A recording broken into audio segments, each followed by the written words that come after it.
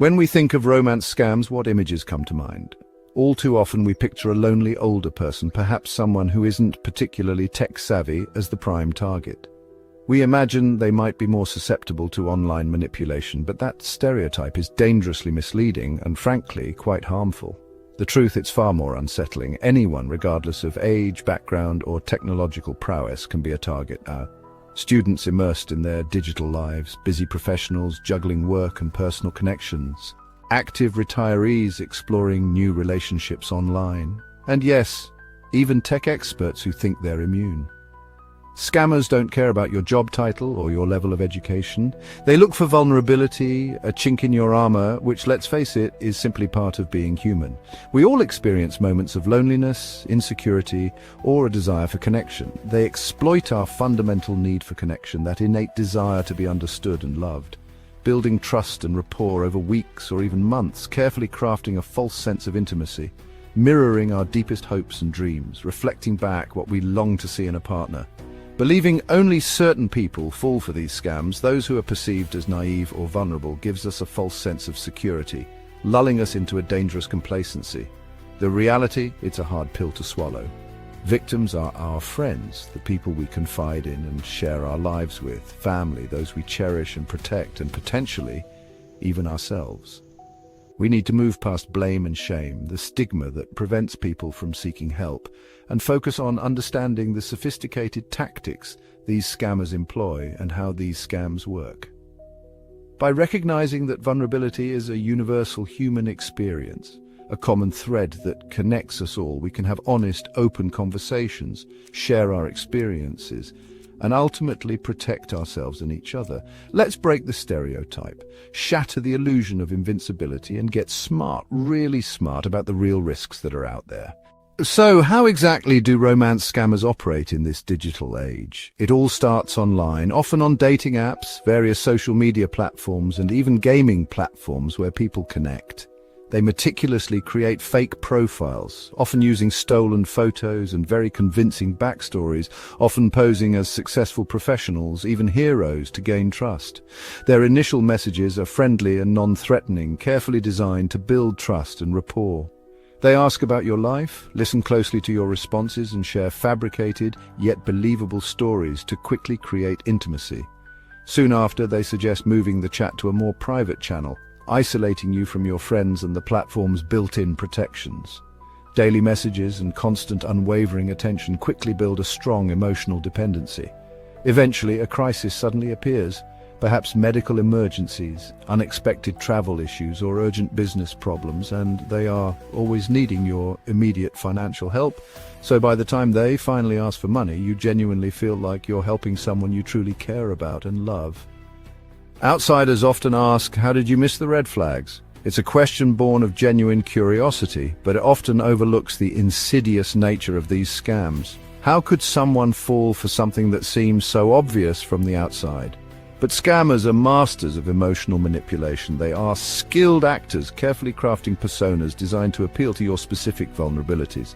They invest time making you feel special, showering you with attention and affection, creating a false sense of intimacy. This deliberate cultivation of connection leads to creating a bond that feels real and intense, blurring the lines between reality and illusion. When you're in love, or even believe you are, your brain chemistry changes, releasing hormones that cloud judgment. Critical thinking fades, replaced by a powerful cocktail of emotions, and hope takes over, blinding you to inconsistencies and warning signs.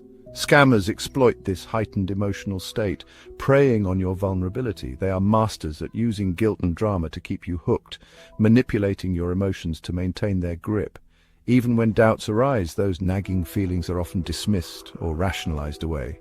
Cognitive dissonance kicks in, creating a mental conflict between what you know and what you want to believe. It's easier to believe in the relationship, to cling to the hope of a happy ending, than admit you've been deceived, to confront the painful reality of the situation. Shame and fear of judgment keep victims silent, preventing them from seeking help or reporting the crime. This silence makes it easier for scammers to maintain control, isolating their victims and perpetuating the cycle of abuse. Remember, victims aren't foolish or naive. They're being manipulated by criminals who are experts at exploiting human emotions. These criminals are exploiting the universal need for love, connection, and belonging. The real blame lies squarely with the scammer, the perpetrator of this emotional and financial crime, not the person who trusted, who opened their heart, and who was ultimately betrayed. Compassion and understanding are key to breaking the cycle, offering support and empowering victims to heal and rebuild their lives. In today's interconnected world, online relationships are increasingly common. While many are genuine and fulfilling, it's crucial to remember that anyone can be targeted by malicious actors. But the good news is we can all take proactive steps to protect ourselves and navigate the digital landscape safely. Always verify online identities. Don't take anything at face value. Use tools like reverse image search to check profile photos and look for inconsistencies in their stories or details they provide. Never send money or share financial info, no matter how compelling the reason seems. Be wary of sob stories and urgent requests for financial assistance with someone you've only met online, no matter how convincing their story may appear. If someone consistently avoids video calls or meeting in person, especially after a significant amount of time, that's a major red flag and a cause for serious concern. Trust your instincts. They are often right. If something feels off, manipulative, or too good to be true, it probably is. Don't let a new online relationship isolate you from friends and family. Maintain your existing support network. Share your experiences and concerns with people you trust. Get an outside perspective. They can often spot warning signs or inconsistencies that you might miss due to emotional involvement. If loved ones raise concerns about the relationship, listen carefully. Consider their words. They have your best interests at heart and are looking out for your well-being. Open communication and transparency are your best defense against manipulation and potential harm. Stay cautious, stay connected to your support system, and remember, don't let secrecy or shame put you at risk. Prioritize your safety and well-being above all else. Combating romance scams starts with changing how we talk about them and how we support each other. Let's replace shame with support, offering a safe space to share experiences. And let's make open conversations about online safety the norm, destigmatizing the topic. Ask loved ones about their online relationships, showing you care. In a caring, non-judgmental way, offering a listening ear. Share tips, news, and resources. Digital safety should be as routine as locking your door, a regular habit. The goal isn't to become cynical, but to be smart and vigilant. Millions of honest people are looking for real connection. Don't let scammers steal your hope. By staying alert and supporting each other, we can protect ourselves and our communities. Together we can make the search for love safe and joyful for everyone.